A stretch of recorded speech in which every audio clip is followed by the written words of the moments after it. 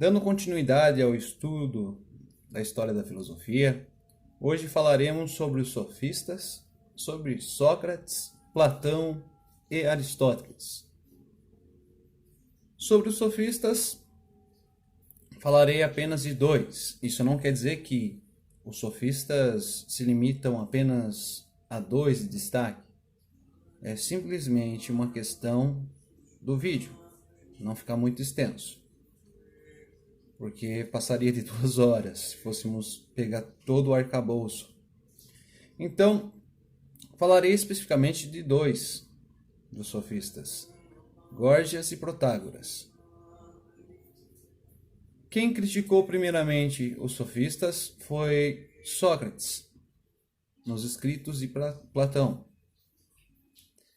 Então, para nós compreendermos a relação deles com a história da filosofia, vamos dividir as duas figuras, as duas imagens que são passadas. Primeiramente, é fundamental esquecermos um pouco as críticas que são apresentadas dentro dos escritos de Platão e até mesmo Aristóteles, que se dedicou a escrever em seu Organon refutações aos sofismas. Górgias, Protágoras, Sócrates e outros sofistas e outros filósofos fazem parte da transição do pensamento.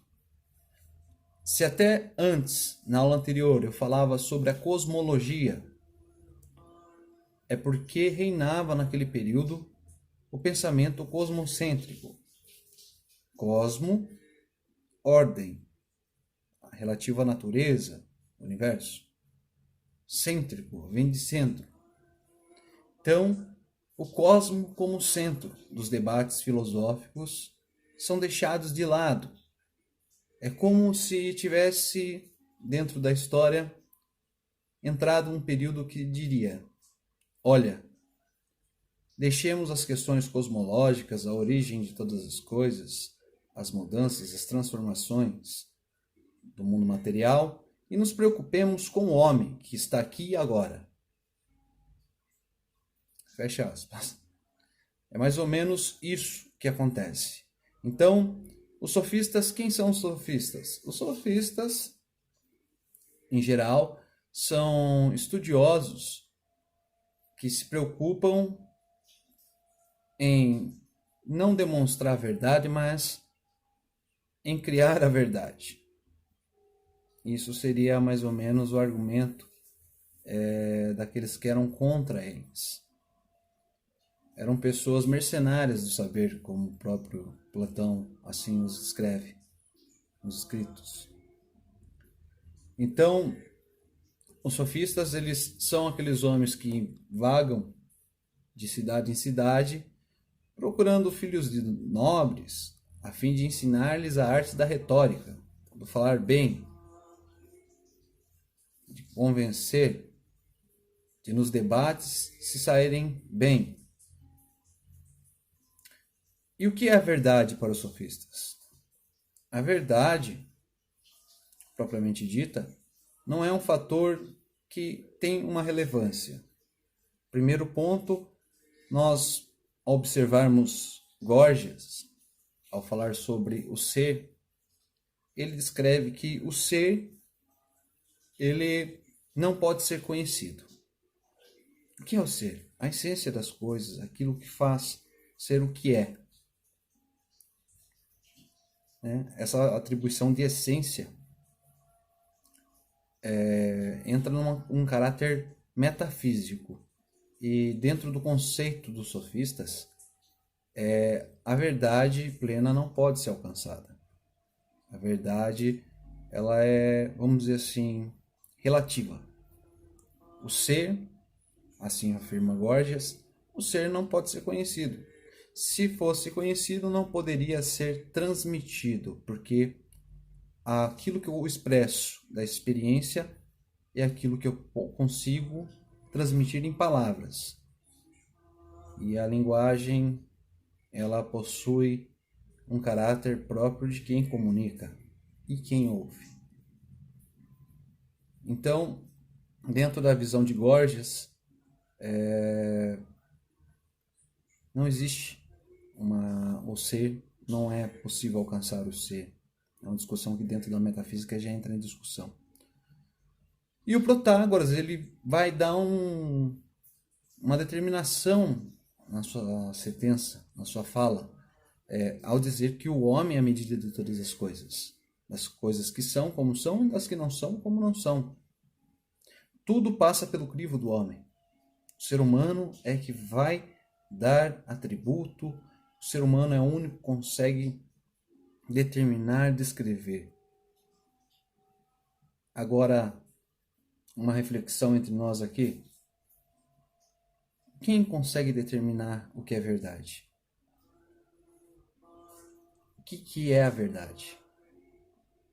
Aí nós podemos recorrer até os tempos atuais, né?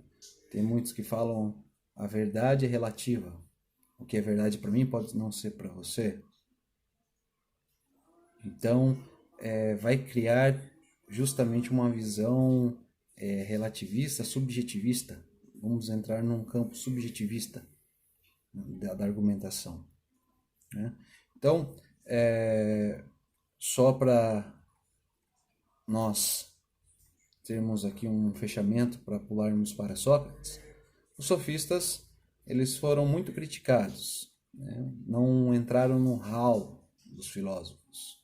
Eles eram chamados sofistas, que se tornou até pejorativo. A própria palavra sofisma significa argumento tendencioso, capcioso, que tende a ser intencional para enganar outras pessoas. Né? E como que nós poderemos trazer para os dias de hoje? Bem, os sofistas, na época, eles treinavam os filhos dos nobres, quando fossem entrar no campo da política, para fazer debates. A importância era o convencimento e não a verdade. Né? Propagandas. A gente pode ver comprovado cientificamente. De cada 10 pessoas, 9 preferem tal produto. Por quê? Porque se falar 10 é mentira, porque é o mesmo que dizer todos. Todas as pessoas já usaram esse produto. Então, o sofisma, a arte da retórica ainda permanece. Bem, nós temos agora Sócrates, que viveu no mesmo período, século IV, século V antes de Cristo. E Sócrates, ele é considerado o homem mais sábio da Grécia. Ele é considerado o homem mais sábio da Grécia. Para os escritos de Platão. Ele é considerado o homem mais sábio. Por que ele é o homem mais sábio? Conta-se a história que certa vez ele entrou no templo de Delfos, templo de Apolo, na verdade, em Delfos. E lá tinha uma sacerdotisa, Pítias. E no templo, uma coisa engraçada, havia alguns escritos: nada em excesso. Conhece-te a ti mesmo. E a sacerdotisa declarou que, após a interrogação, quem seria o mais sábio? E o oráculo afirmou: de todos os homens, Sócrates é o mais sábio. Sócrates ficou preocupado com aquilo, porque ele não se reconhecia como sábio. E assim, ele caminhava pela cidade de Atenas e interrogando aquele que era considerado mais sábio, ele chegava: o que era sabedoria? E diante das interrogações, aquele que era considerado sábio demonstrava sua ignorância, porque não sabia descrever o que é a sabedoria, a essência da sabedoria, o que torna algo sábio. Já que você é sábio, então você está, vou usar o termo, possuído pela sabedoria. Então você consegue descrever o que torna algo sábio. Então a pessoa demonstrava a sua ignorância. Em seguida, ele procurava outro que era apontado como mais virtuoso. Ué, se esse homem é virtuoso, ele contém em si a essência da virtude. Então ele poderá dizer o que torna algo virtuoso. Chegava e interrogava: o que é virtude? E, assim como o anterior, o resultado era o mesmo. A pessoa não conseguia descrever o que é a virtude. Ué, se você é virtuoso, apontado por todos, então, sinceramente, eu acredito que você é apenas um apontamento do público. Ele não disse isso. Eu estou afirmando mais ou menos como seria a resolução das ideias, uma suposição. Que aí também você pode interrogar. Se é uma suposição, não é uma verdade. Então por que eu devo confiar naquilo que você está dizendo, Leandro? Bem, pega o espírito. É mais ou menos isso. Então, as últimas apontações da vida de Sócrates são descritos nos livros de Platão, no Criton. Antes vem a Apologia, né? Apologia, Criton, Fédon. E nesses 3 livros conta-se os dias finais de Sócrates. Sócrates, ele costumava interrogar, e seu método era chamado método de maiêutica. E a ironia também, no qual ele utilizava algumas questões, fingindo sua ignorância, e levava ao interlocutor a entrar em contradição. E na maiêutica, Sócrates ele fazia a seguinte afirmação: a verdade, o conhecimento não é algo que se aprende, é algo que já está dentro de você. Você apenas tira para fora esse saber e toma conhecimento sobre ele.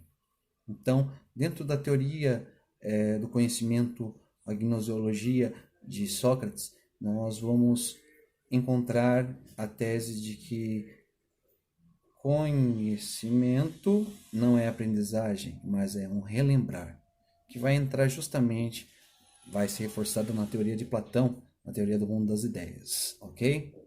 E por que Sócrates é considerado o homem mais sábio? Segundo os escritos de Platão, ele afirmou: só sei que nada sei. Por ter esse conhecimento de não saber nada, vai em busca do conhecimento. Continuaremos esse vídeo em uma segunda parte, ok? Muito obrigado e iniciaremos com Platão. Até mais.